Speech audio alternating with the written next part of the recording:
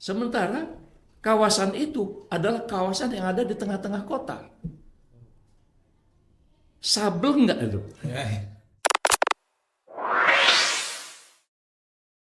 Ya, Bismillahirrahmanirrahim. Assalamualaikum warahmatullahi wabarakatuh. Waalaikumsalam warahmatullahi wabarakatuh. Alhamdulillah wa syukru ala nikmatillah wa la hawla wa la quwata illa billah. Asyhadu an la ilaha illallah wahdahu la syarikalah wa asyhadu anna Muhammadan abduhu wa rasuluh ala la nabiyya ba'da.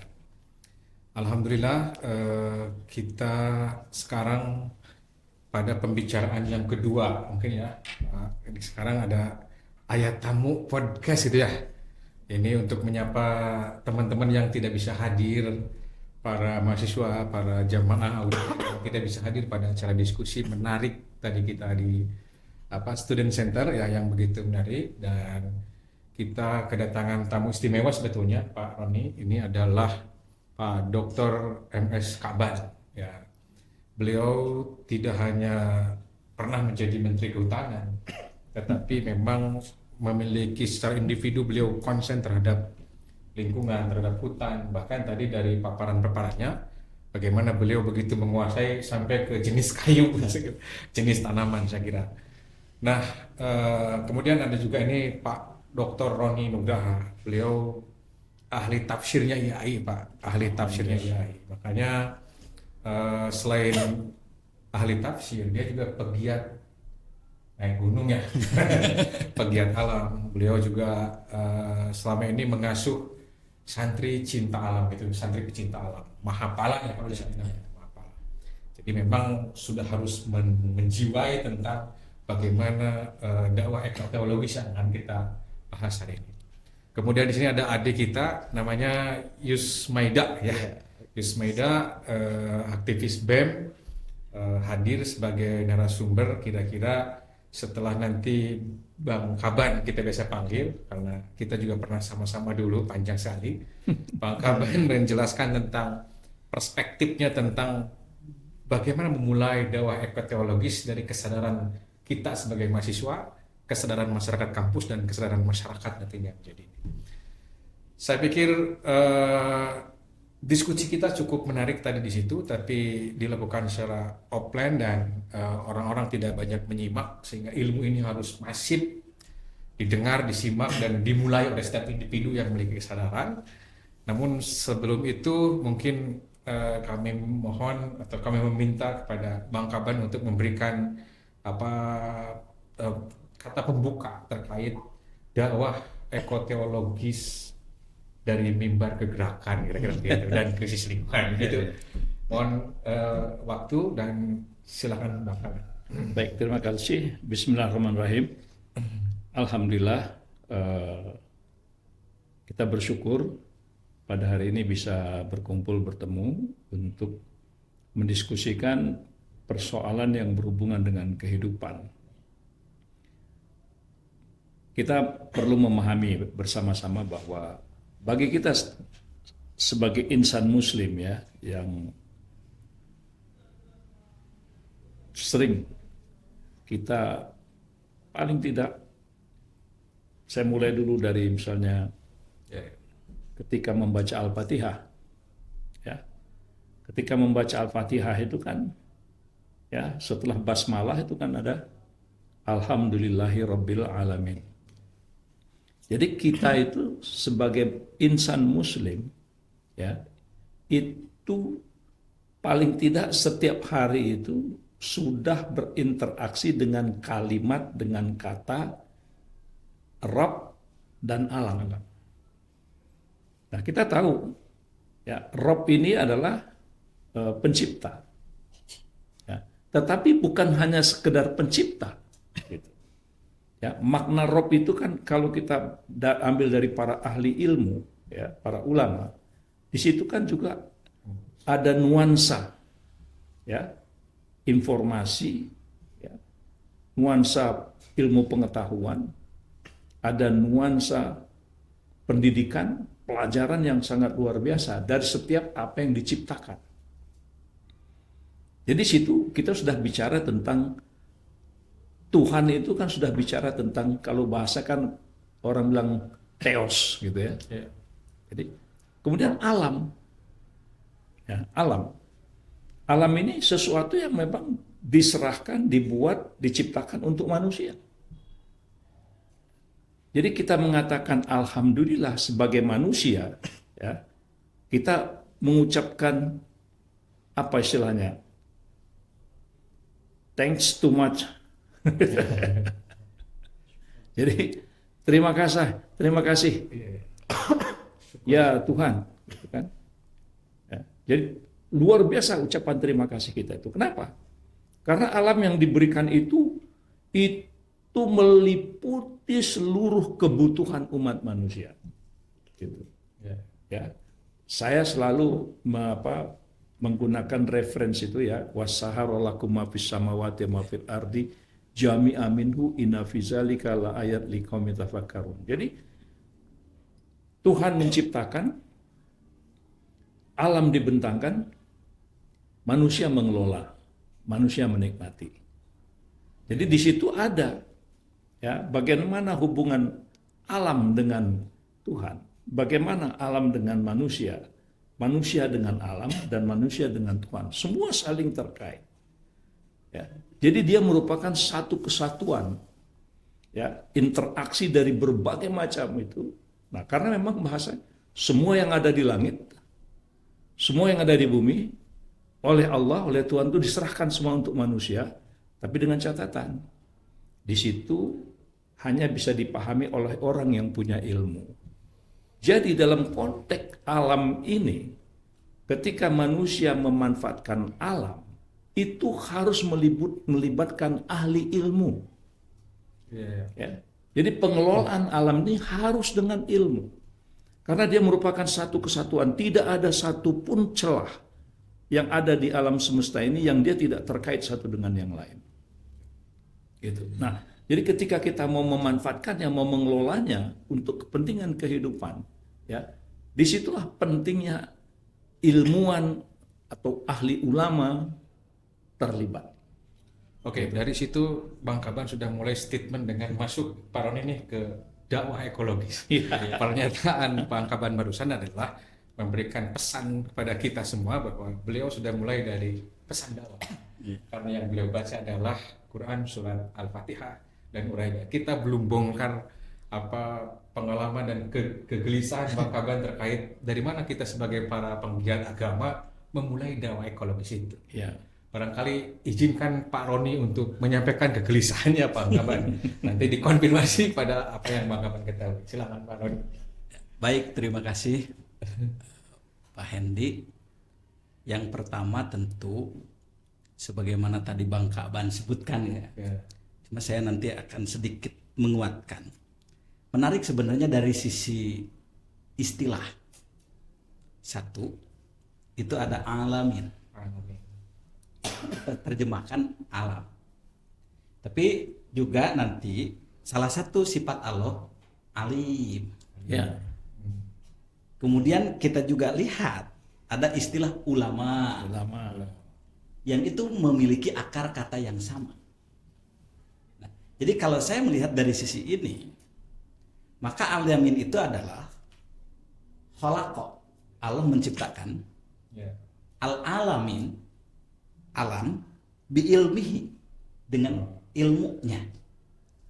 Nah, maka tugas manusia apa? Kan begitu? Nah, maka tugas manusia adalah alama, belajar. Atau kalau dalam bahasa ini Allah juga bukan alama adama. Allah mengajarkan al-alamin. Ini yang oleh Pak Kaban tadi disebutkan bahwa setiap sesuatu memiliki hukum. Maka ketika Allah ngomong kepada Adam, allama Adam al-asma, itu bukan dalam artian ini gelas.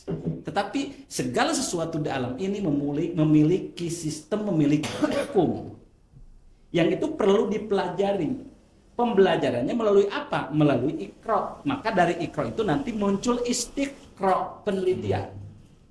Nah, maka di sini manusia membaca al-alamin, maka dari situlah lahir ilmu.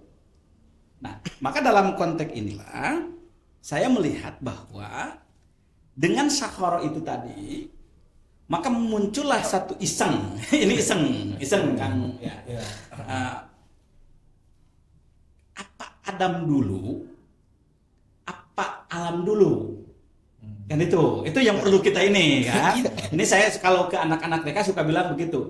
Adik-adik, kira-kira Adam dulu diciptain apa alam dulu? Itu tentu jawabannya pasti itu. Semua akan mengatakan alam dulu. Loh, kok kenapa ya tidak Adam dulu? Karena konon kabarnya kalau Adam diciptakan terlebih dahulu, alamnya belum ada, Adam nanti kebingungan di mana disimpannya. Kan gitu. Tetapi kalau alam dulu berarti alam itu sebagai penopang kehidupan manusia. Maka logikanya adalah manusia tidak akan hidup kalau alam tidak ada. Hancur alam, hancurlah manusia. Maka yang dihancurkan itu kan alam.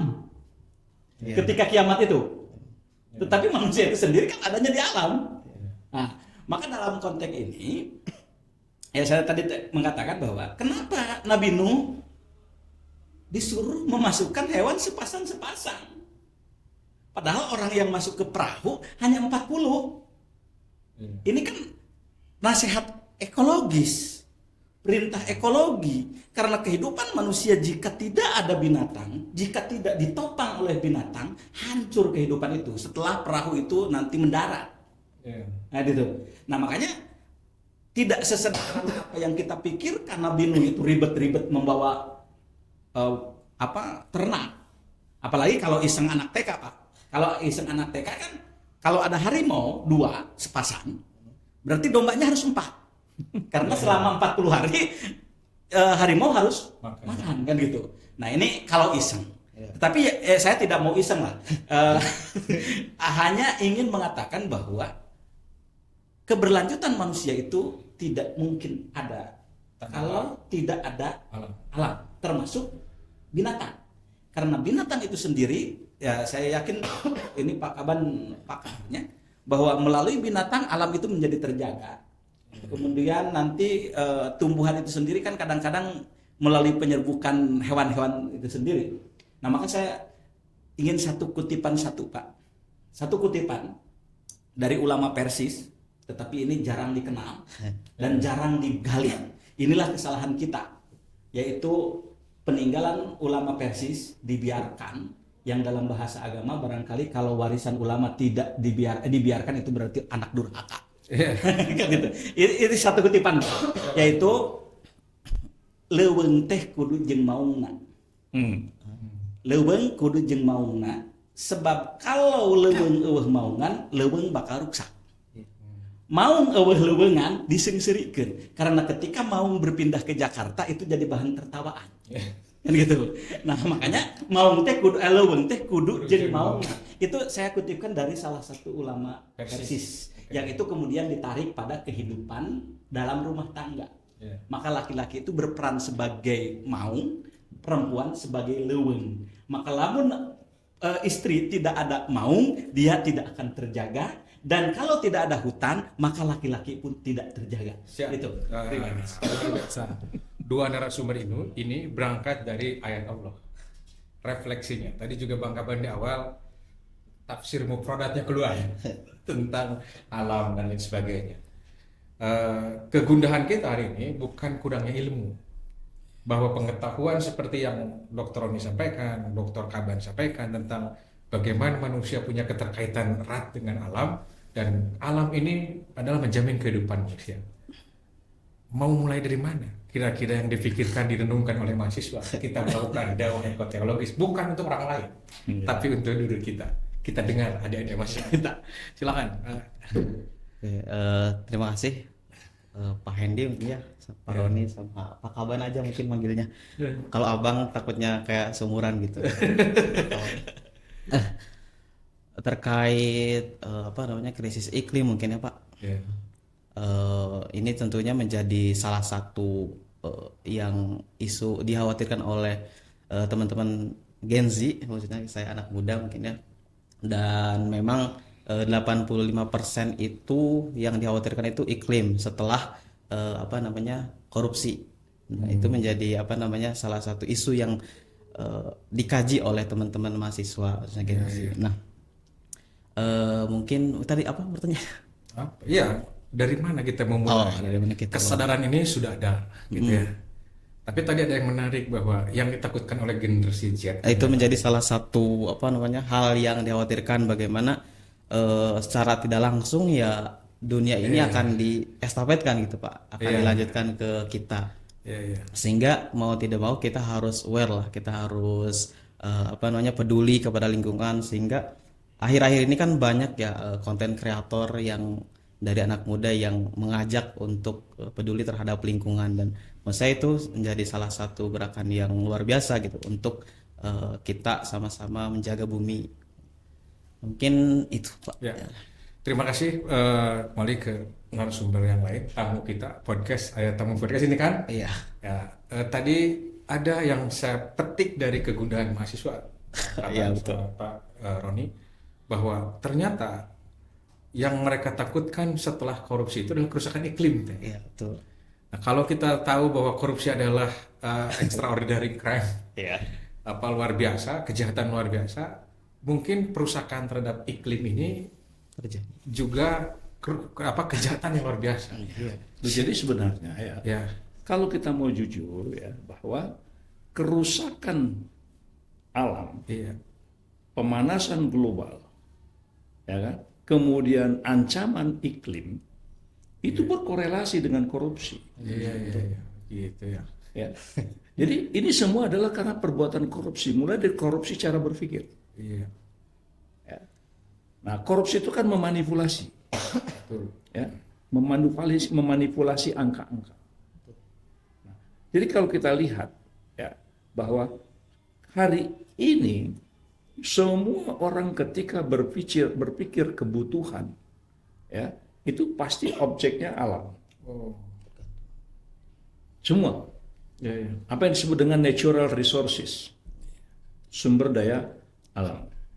Lebih spesifik lagi disebut land. Diimbangi dengan teknologi. Iya. Apakah semua teknologi yang diproduksi itu ketika dia berhubungan dengan alam, dia betul-betul memperhatikan Iya. ekosistem alam itu? Kan tidak. Hanya sebatas hitung-hitungan yang sifatnya nyata saja dan terbatas. Padahal ini satu kesatuan. Nah, tadi saya memberikan ilustrasi bagaimana sebuah buah jatuh ya, di dalam kawasan hutan, Ya. ya, jatuh dia bisa dijatuhkan jatuh secara alamiah atau dia dijatuhkan oleh binatang-binatang yang ada di atas. Tapi lihat, begitu dia jatuh itu, kita tunggu aja 1 jam. Dalam tempo 1 jam itu ada yang sangat halus, ya, sangat halus. Dia naik ke atas buah yang jatuh tadi, itu seperti ada putih-putih seperti debu itu dia makan, rebutan. Begitu tuh bersih, dia pergi. Datang lagi yang lebih besar dan memakan, mencocol-cocol kulit luarnya. Sampai dia 2 minggu sampai 1 bulan, itu lama-lama bersih. Apakah itu bukan sebuah ekosistem? Ekosistem. Itu ekosistem. Nah, secara alamiah. Nah, begitu juga dengan satwa-satwa.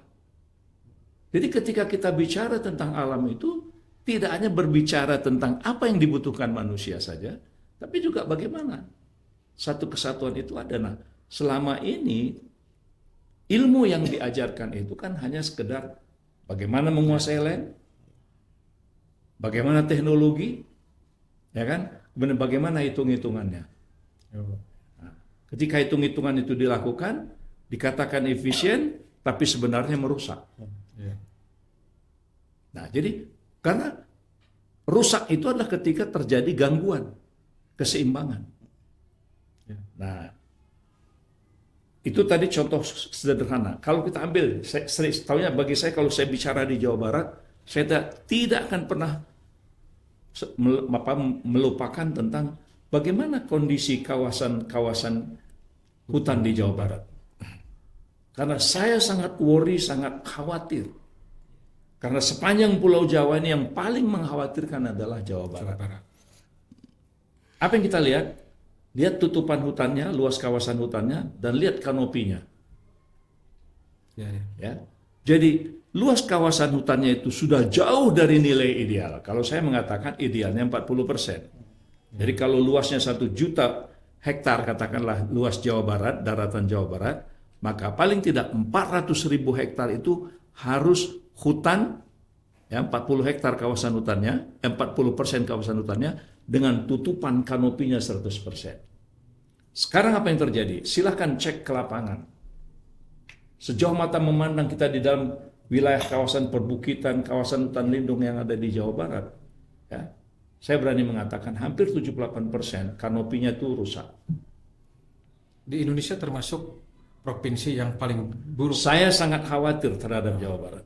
Maka jangan heran kalau hujan sebentar saja Jawa Barat, banjir, longsor. Ya, karena tidak ada lagi yang mengikat.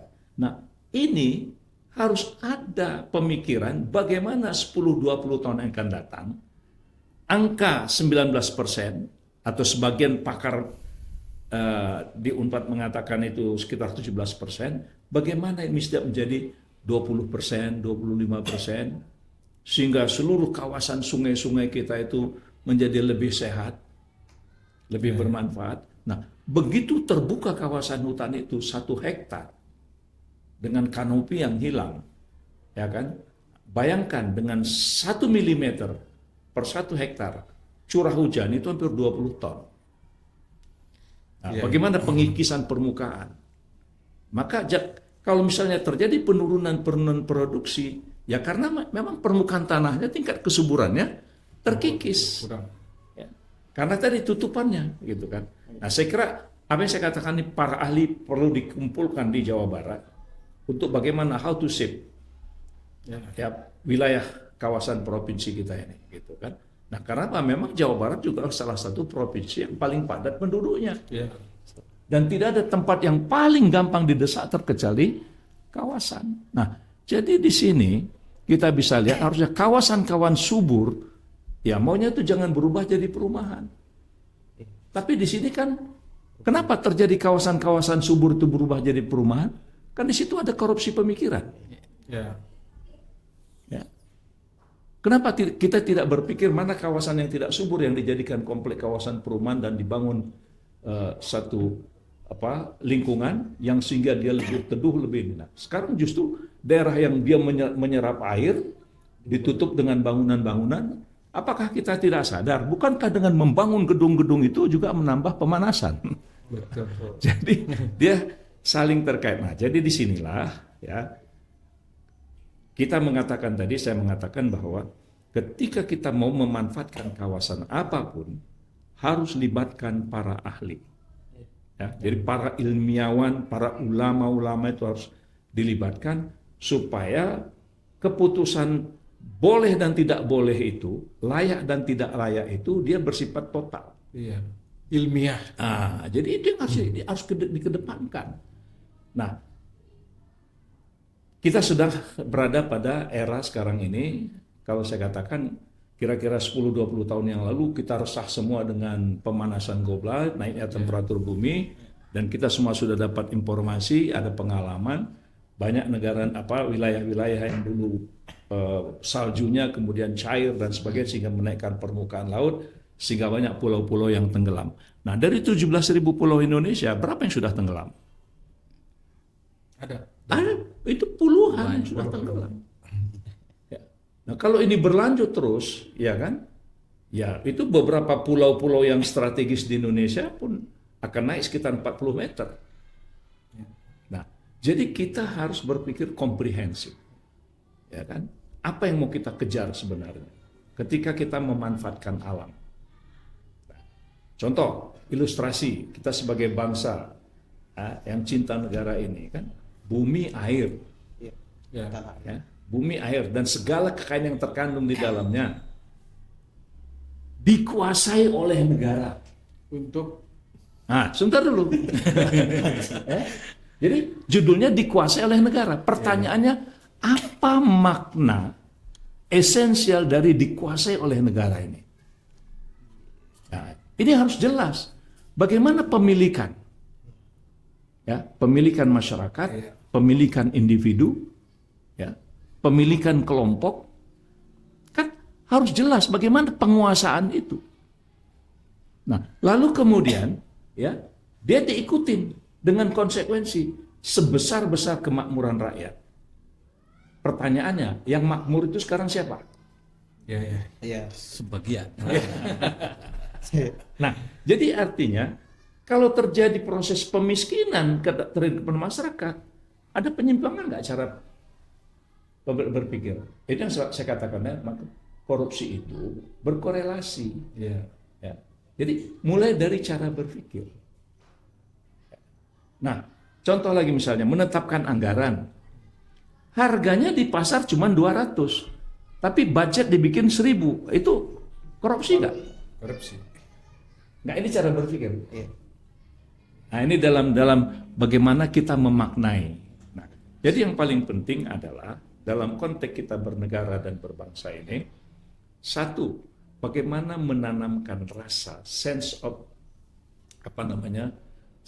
kepedulian itulah, ya, dan selalu ingat bahwasanya yang kita nikmati adalah anugerah dari Tuhan, ya kan?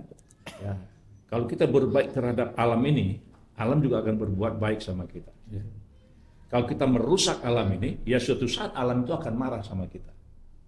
Nah, jadi di sinilah para generasi, sekecil apapun kawasan yang sempat untuk kita perbaiki, harus kita perbaiki. Ya. Harus berpartisipasi. Hatta dengan 1 biji, gitu kan. Program menanam itu memang dari Harus sini. lanjut. Harus lanjut terus. Karena apa? Begitu tidak dilakukan gerakan penanaman, banjir akan merajalela. Ya, itu sudah aksioma. Itu sudah dalil. Ya. Jadi gerakan penanaman itu dia bisa mencegah, dan dua gerakan penanaman itu juga bisa menghasilkan manfaat yang bisa menjadi sumber rezeki bagi kehidupan. Oke, Bang Kaban, tampaknya adik kita tadi menganggap bahwa kerusakan iklim ini menjadi teror, bukannya teror baru, tapi teror bagi kehidupan manusia. Kerusakan iklim akibat perilaku manusia dengan cara pandang yang korup tadi, karena memang Abang sudah sangat detail mengaitkan kerusakan iklim dengan pola pikir korup, dan ternyata kalau ditelisik tadi memang kerusakan iklim ini berawal dari mental korup para pemegang kebijakan, begitu ya. Nah, kita sudah terancam nih Pak Roni. Iya. Dakwah tidak sedang damai-damai saja. Musuh kita bukan hanya tabesek, tetapi kerusakan iklim yang mengancam generasi kita. Kalau kita kan udah agak tua, tapi sudah banyak korban kerusakan iklim. Silakan, Bro. Ya, saya begini, Pak Hendy. Saya kembali ke arah teologi dulu. Indonesia itu konon kabarnya surga, Pak ya. Tongkat batu jadi tanah. Nah, Nabi Adam juga konon kabarnya menurut kitab suci itu dari surga. Kemudian turun ke bumi. Nah, pertanyaannya, apakah turun ke bumi itu untuk turun lagi? Sekali lagi, Adam turun ke bumi dari surga. Apakah untuk turun lagi ke dunia lain yang jauh lebih rendah, atau untuk naik lagi ke surga? Nah, maka saya analogi tadi, Indonesia itu surga. Sekarang sudah terdegradasi. Apakah anak-anak muda itu ingin turun lagi ke grade 8 dari grade 4? Kan itu.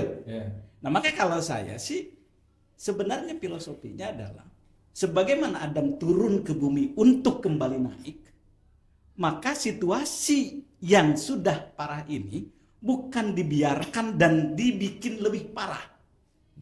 Tetapi kita berupaya sekuat tenaga, semampunya, sesuai dengan kapasitas masing-masing.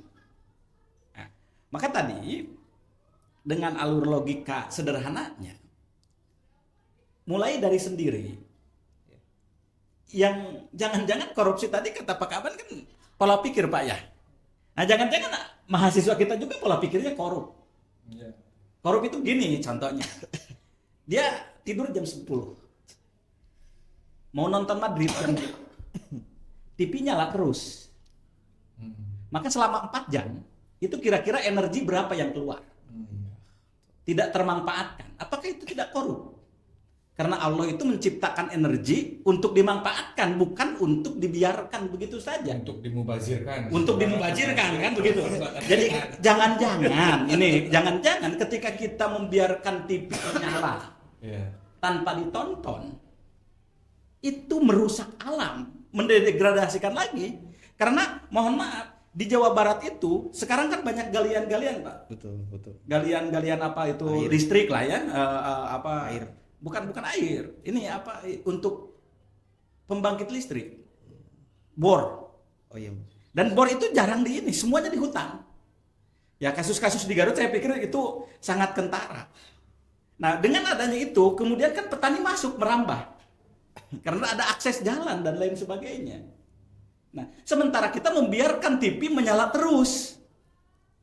Nah, ini kan saya pikir kita kembali. Apalagi kalau kita ngomongin sunnah Rasul, Kang Hendi. Kata Rasul, kata Kangjeng Nabi itu kan ketika Anda mau tidur, matikan lampu. Ini kan hemat energi. Kita malah hurungnya gede kan gitu. Ini kan masalah besar saya pikir. Nah, maka kesadaran ini saya pikir kata-kata sunnah itu jangan hanya berada pada level fikih saja. Itu harus ada fikih lingkungan gitu. Fikih lingkungan itu adalah menonton TV atau menyalakan TV tidak ditonton itu hukumnya dosa gede misalnya. Masuk minal kabair. Nah, itu kan jadi ini ya. Atau apalagi lah banyak saya pikir itu dan saya pikir Rasul itu sangat sebenarnya termasuk ada hima kalau tidak salah. Hima itu kan semacam cagar alam yang tidak boleh sembarangan orang masuk. Jadi di Madinah itu ada beberapa hima yang orang tidak boleh masuk sembarangan, hanya untuk klaster-klaster tertentu yang boleh. Nah, tetapi sekarang di kita ya korup lagi deh. Ini kembali ke korup. Kuota pendaki itu 300, yang mendaki satu hari bisa jadi 5.000. 4.700 kemana uangnya? Itu kan tersebar, bukan hanya ke kelompok tertentu saja. Jangan-jangan masyarakat juga ikut terlibat karena sebagai calo kan begitu. Nah, tetapi kita selalu menyalahkan juga pemerintah. Tapi ini kan ada jaringan gitulah. Nah, maka saya melihat begini. Disinilah positioning alam dalam konteks kita itu ada 3 relasi. Itu ada aing lil milki, ada aing lil amanah, dan ada aing lil godom. Aing lil milki, aing lil amanah, aing lil godom. Dijelaskan. Ya aing lil milki itu relasi manusia alam itu alam sebagai milik saya.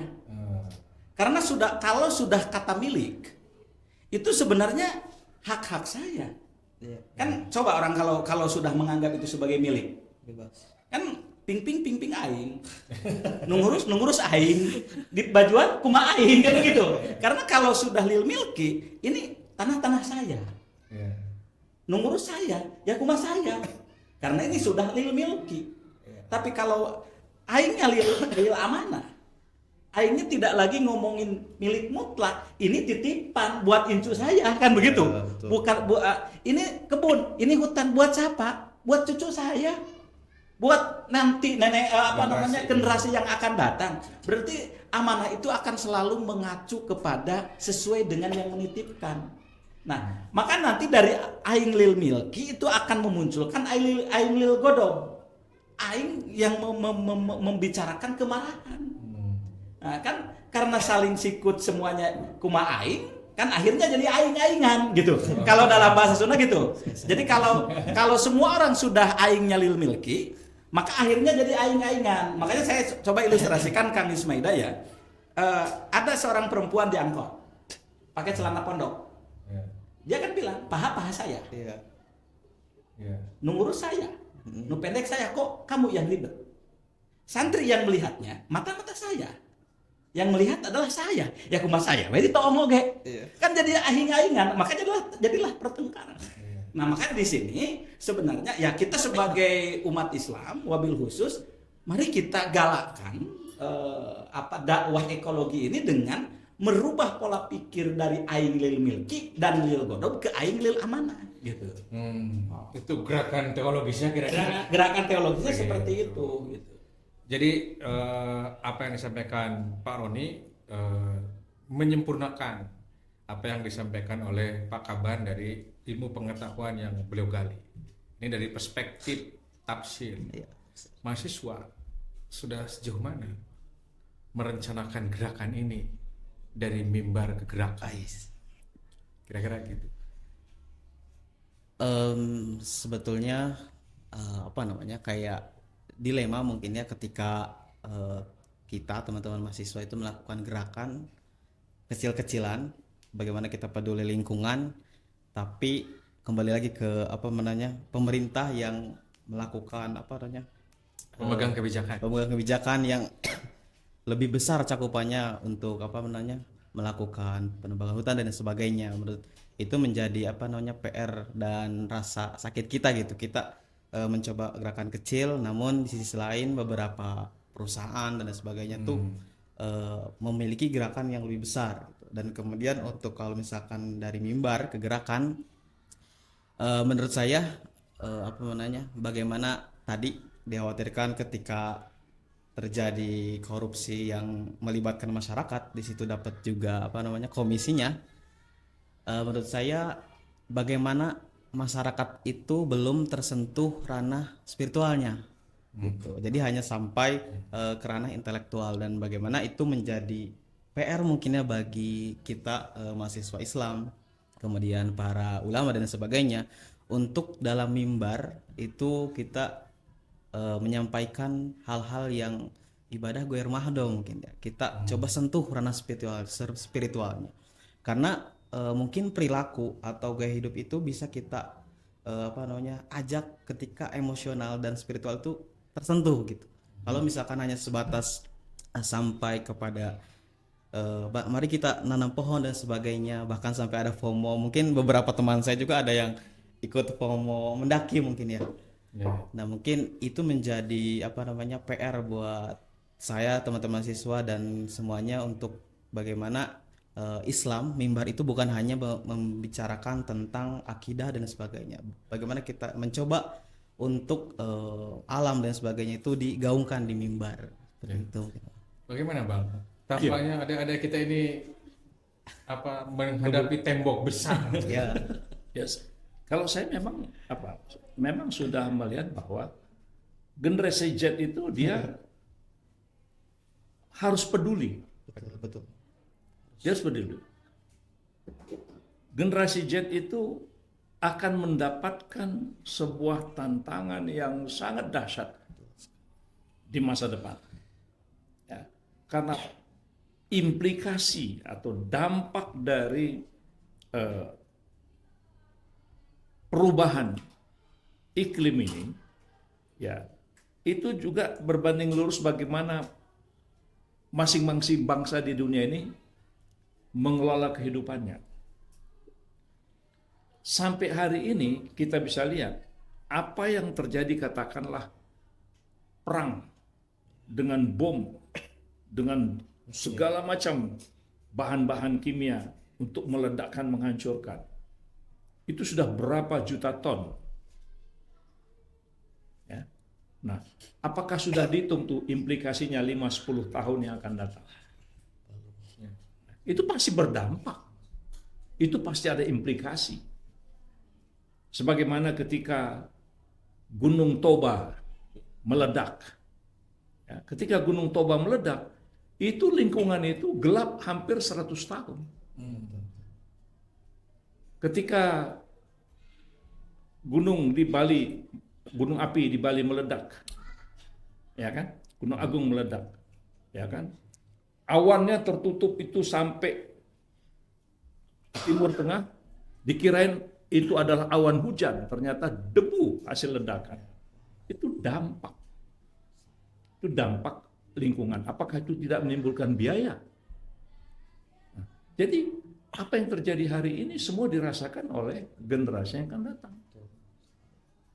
Nah, itu dari aspek bagaimana faktor lingkungan kehidupan ini yang berubah akibat tangan-tangan manusia, akibat kebijakan-kebijakan yang dibuat, yang sifatnya hanya hari ini, tidak melihat ke depan. Ya kan? Nah, bagaimana misalnya generasi hari ini berpikir mereka mengatasi beban-beban hutang? Berat ya. Coba beban-beban hutang itu. Ya. Yang berhutang yang hari ini, yang dapat komisi hari ini. Ya kan? Tapi yang membayarkan generasi yang akan datang. Nah, gitu loh. Nah, bagaimana? Jadi mereka harus lebih peduli, mereka harus lebih mengembangkan ilmunya, ya, dengan saya setuju poin penting, ya, bagaimana menaikkan nilai spiritual bahwa alam ini adalah amanat, kekuasaan itu adalah amanat, ya. Jadi zaman saya juga ada godaan waktu ketika saya menjabat, ada godaan, ya. Ada yang meminta Taman Nasional untuk diolah, tapi saya bilang tidak. Saya stop. Jangankan itu, di Jawa Barat ada pengusaha yang membuat surat permohonan, ya, mereka minta izin, ya, karena di bawah tanah Jawa Barat ini itu banyak batu besi. Coba. Nah, sementara kawasan itu adalah kawasan yang ada di tengah-tengah kota. Sabel enggak itu? Udah jelas itu wilayah kawasan kota. Pemukiman. Memang di bawahnya ada batu besi yang kadarnya sangat tinggi, diminta sama pejabat. Nah, untuk waktu itu saya masih eling. Nah, ini apa-apa, ini dicopot. Saya bilang, tolak. Nah, gitu. Jadi, nah begitu juga di Jawa Timur. Ada kawasan, dari awal saya tolak itu. Mereka untuk menambang emas. Ya. Jadi saya berusaha untuk menolak kawasan itu, jangan dieksploitasi emasnya. Kapan itu dieksploitasi? Nanti kalau sudah ada generasi yang akan datang, yang mereka punya ilmu pengetahuan yang sangat maju, bagaimana mengeksploitasi kawasan itu dengan tidak menimbulkan kerusakan. Jadi artinya kekayaan yang dimiliki hari ini tidak harus dinikmati generasi sekarang, tapi pikirkan juga itu untuk generasi yang akan datang. Gitu. Karena ilmu tumbuh, maka saya katakan tadi bahwa untuk mengelola alam ini secara spiritual tadi, kita harus paham bahwa bagaimana menjaga keseimbangan dan melibatkan ilmu yang mendalam. Ya, tadi Kang Tommy profesor nih, udah profesor Kang? Belum. Paling tidak di sini kita lantik jadi profesor. Kalau nggak profesor, provokator gitu ya. Ya, bagaimana supaya satu ilmu yang berhubungan dengan pemanfaatan alam ini, ya, kita bisa berpikir bahwa ini ke depan. Ya. Nah, saya sering merenung, ya, walaupun hasil renung saya belum dapat. Apa yang renungan saya? Saya membayangkan bagaimana puluhan ribu tahun yang lalu seorang nabi yang bernama Sulaiman dan Daud, ya, Nabi Sulaiman itu bisa memindahkan istana tanpa ada implikasi lingkungan.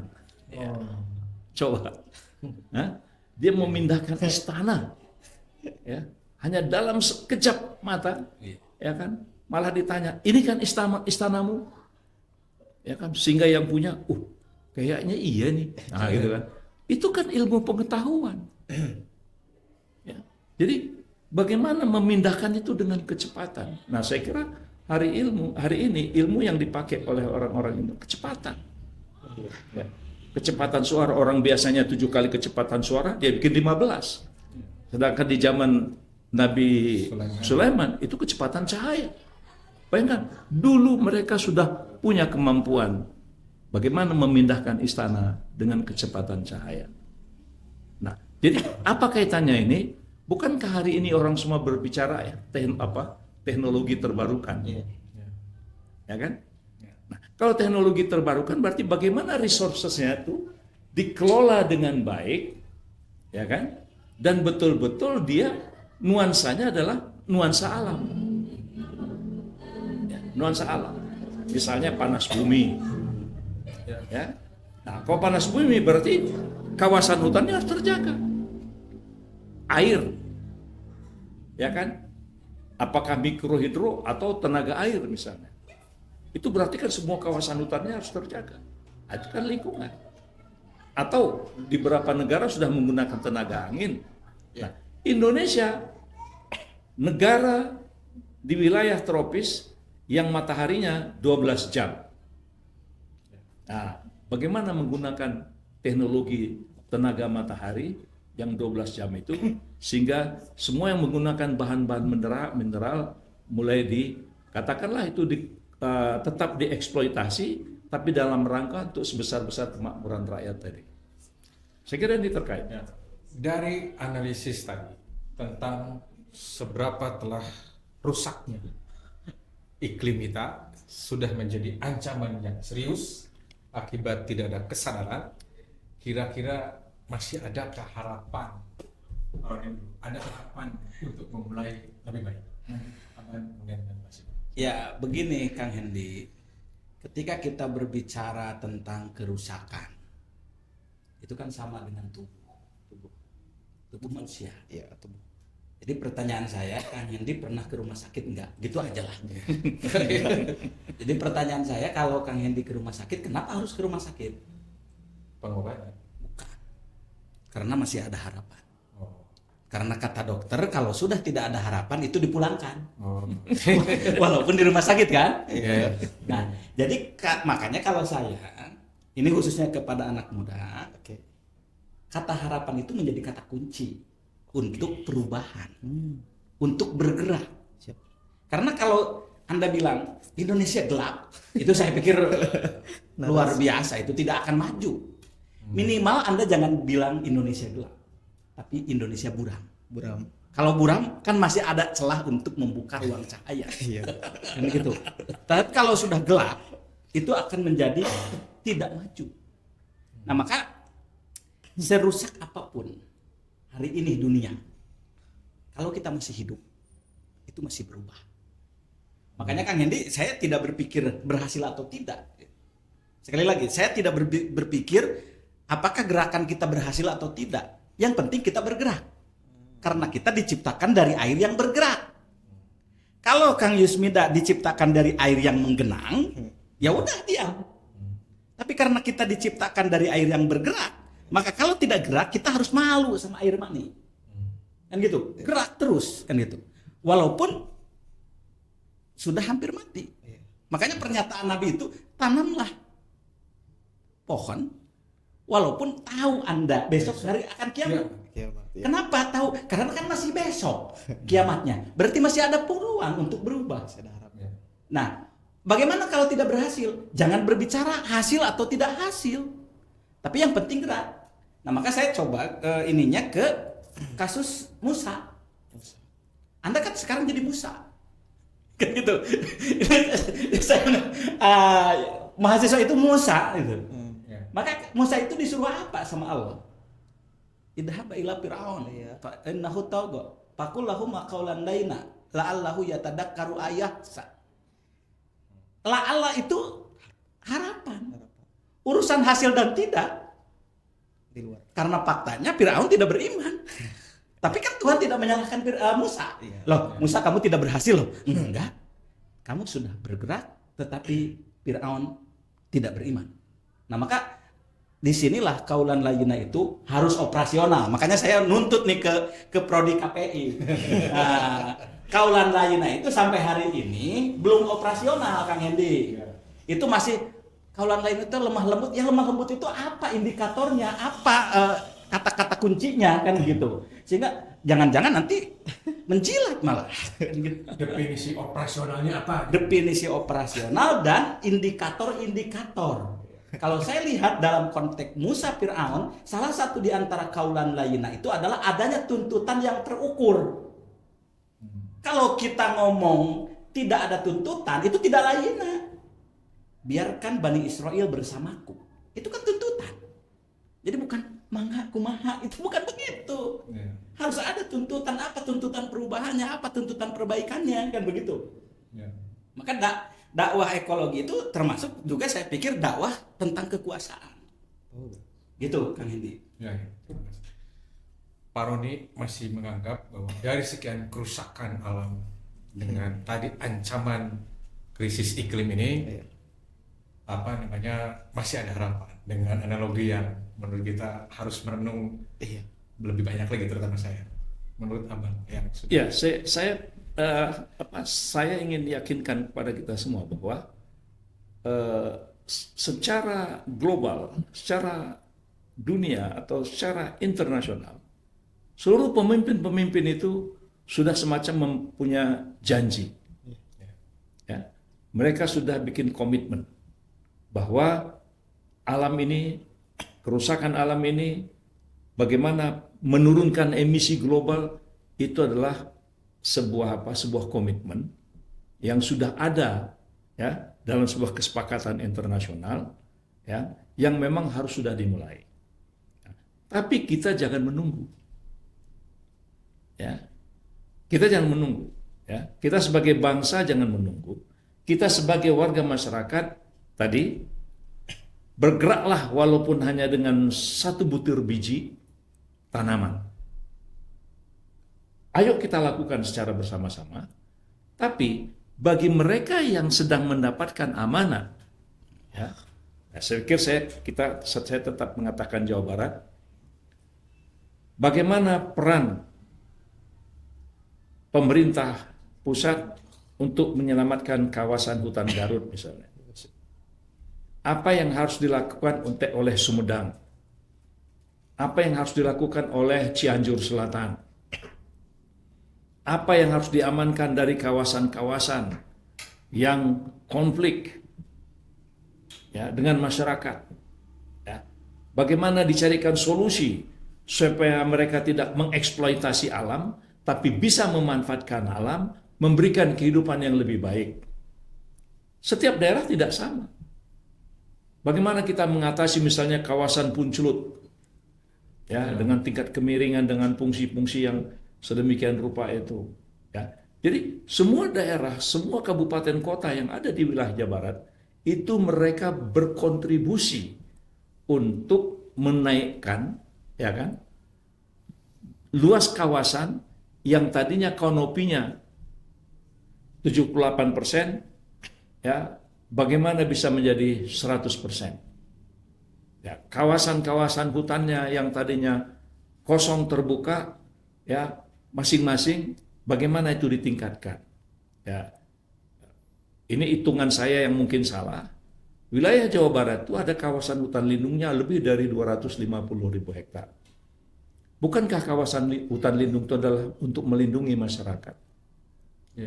Ya, untuk melindungi kehidupan masyarakat. Nah, bagaimana ini betul-betul dikelola dengan secara saintifik, melibatkan para ulama, melibatkan para ahli, dan memotivasi masyarakat yang ada di sekitarnya. Nah, ini memang butuh waktu. Ya, ini butuh waktu. Jadi bahasa kita tetap berharap ya karena memang kita sekecil apapun lakukanlah ya sebuah gerakan ke arah perbaikan. Banyak orang kadang-kadang seperti skeptis ya melihat wah itu kan seremonial. Seremonial aja sudah tidak dihormati ya sementara kegiatan berkelanjutannya tidak dilakukan.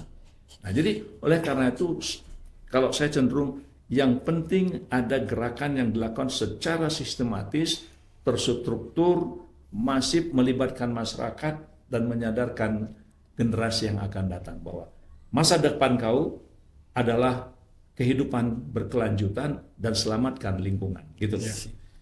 Ya, terima kasih. Berarti selama biji itu ditanam di tanah kita masih tumbuh, harapan masih terus ada. Ya. Dan iklim yang rusak akan dapat diobati dengan kesadaran masif masyarakat mengembalikan alam dengan dikelola dengan pengetahuan. Kira-kira begitu pesannya ya, Pak. Mudah-mudahan. Saya kira bagaimana mahasiswa setelah mendengar ini? Apakah harapan itu mulai tumbuh untuk mengawal apa yang telah diamanatkan ilmu pengetahuan bahwa kita masih punya harapan? Ya, setelah dengar tadi dari Pak Roni dan Pak Kaban bagaimana harapan itu harus terus kita jaga mungkin ya, karena memang itu salah satu jalan untuk kita bisa bersama-sama memperbaiki lingkungan dan mencegah krisis iklim ini berkelanjutan. Nah, menurut saya mungkin ya, bagaimana pada akhirnya, karena ini ada istilah mimbarnya mungkin ya dalam temanya, tokoh agama dan akademisi itu harus bekerja sama dalam mengayomi masyarakat dalam memberikan edukasi mungkin ya. Tidak bisa hanya akademisi saja atau ulama saja gitu. Karena pada faktanya ketika ulama ataupun para tokoh agama yang berbicara, itu gerakan komunalnya bakal lebih banyak gitu ya ketika kita mengaitkan hal-hal tentang agama, nuansa-nuansa agama seperti itu. Nah, mungkin itu sih bagaimana ulama dan akademisi kemudian kita mahasiswa saling bekerja sama untuk memberikan edukasi kepada masyarakat yang tidak memiliki pendidikan formal mungkin gitu. Ya, Bapak-bapak, para tamu istimewa yang hadir di Ayat Tamu di podcast Universitas Bandung, saya kira ternyata sudah 1 jam kita dan banyak hal yang saya catat dalam pertemuan kali ini, juga terutama dari Bang Kaban, masukan-masukan, pengalaman-pengalaman. Nanti mungkin ke depan kita akan berguru secara langsung buat mahasiswa ini supaya harapannya terpupuk. Karena abang yang pakar saja masih melihat harapan. Apalagi Pak Roni kan orang sini. Beliau melihat secara teologis bagaimana harapan itu masih ada untuk kita terus berkembang. Pemirsa, ada tamu podcast hari ini bahwa dakwah ekoteologis adalah respon terhadap krisis alam yang sedemikian masif. Kesadaran ini tidak akan mungkin terwujud untuk memperbaiki sistem atau memperbaiki ekosistem yang rusak. Kalau tadi sama disampaikan oleh para narasumber, apabila tidak ada kesinambungan, harmonisasi gerakan antara para ulama sebagai pemangku tugas dakwah utama, ilmuwan, akademisi, kemudian para pemangku kebijakan menyadari bahwa kerusakan ini harus segera diakhiri. Saya Hendy Rustandi, terima kasih pada Pak Kaban yang luar biasa memberikan penjabaran hari ini, juga Pak Dr. Roni dan juga Adinda Yusmaida telah menyampaikan apa yang ia rasakan. Mudah-mudahan pemirsa di seluruh tanah air juga mendengarkan acara ini dan berkontribusi pada perubahan iklim yang lebih baik. Terima kasih. Billahi taufiq wal hidayah. Allahu yahudu bi'aidina ma fihi ila khairul islam wal muslimin. Walhamdulillahirabbil alamin. Assalamualaikum warahmatullahi wabarakatuh.